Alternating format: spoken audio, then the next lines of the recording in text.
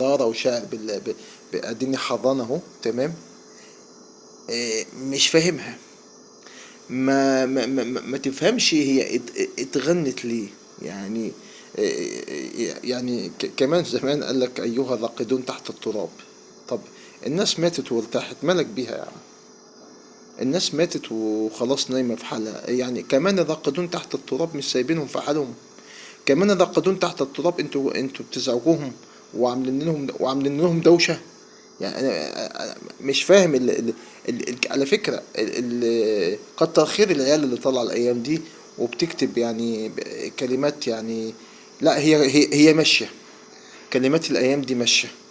صاحبي يا صاحبي يا صاحبي يا صاحبي، انت شقيقي حبيبي وربي، وانا فكرت في يوم انساك.